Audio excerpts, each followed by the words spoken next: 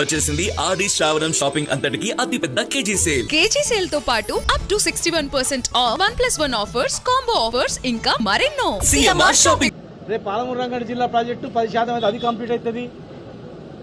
Koil sir, Nettempadu, భీమా ఉన్నాయి. మరి ఇవన్నీ జూరాల నుంచి మొదలుకుంటే కింది వరకు ఫ్యూచర్లో మనకు నీళ్లు వస్తాయా రావా? మనమేమో తెలంగాణ ప్రాజెక్టులు చూసుకుంటా కొట్లాడుతున్నాం కంప్లీట్ చేయమని, కానీ పైననేమో ఎవరి పని వాళ్ళు చేసుకుంటున్నారు. తుంగభద్రలో ఆర్డీఎస్ నుంచి మొదలుకుంటే ఆర్డీఎస్ కాల్వకు కట్టలు ఏరుకపోయినాయి, మట్టి కుప్పలు ఏరుకపోయినాయి, కింద నీళ్లు పోతున్నాయి. ఆర్డీఎస్కి నీళ్ళు ఎక్కలేవు. గురుడి దగ్గర ఒక లిఫ్ట్ స్టార్ట్ అయింది, రిజర్వాయర్ పనులు కూడా అయిపోయినాయి. చిక్కలమరి దగ్గర స్టార్ట్ అయినాయి, చిక్కమంచాల దగ్గర పనులు ప్రారంభమవుతున్నాయి. మంత్రాలయం దగ్గర రోడ్ కమ్ బ్రిడ్జ్ ప్రపోజల్ ఉంది.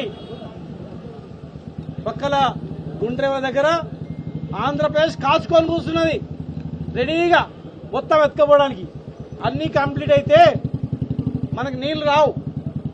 భీమా ప్రాజెక్టు నుంచి ప్రతి సంవత్సరం ఎండాకాలం కూడా రీజనరేటర్ వాటర్ వచ్చేది, కానీ ఇవాళ వర్షకాలమే వస్తలేదు. వర్షం పడ్డ నీళ్లే వస్తలేవు. నామమాత్రంగా గేట్లు ఉండేటివి, లీకేజ్ల ద్వారా వచ్చే నీళ్లతో 1,00,000 ఎకరాలు పంటలు పండేటివి. మరి ఇలా జూలైలోనే నీళ్లు వస్తలేవంటే ఎడమసే దిక్కేమో ఎండిపోయింది, కుడిసే దిక్కేమో నిండిపోయింది. కర్ణాటక నిండింది, ఇక్కడ ఎండిపోయింది.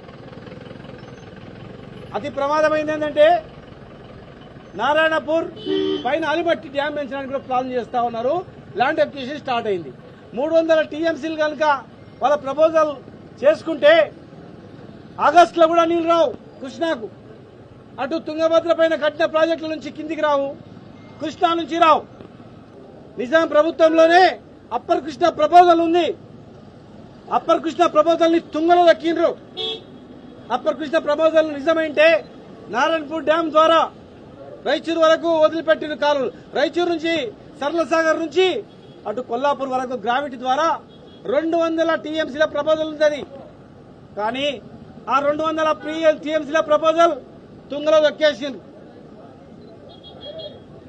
50 టీఎంసీల రిజర్వాయర్ కట్టాలని జూరాల ప్రాజెక్టుకు ప్రతిపాదనలుంటే 33 టీఎంసీలకు ప్రపోజల్ పెట్టిండ్రు.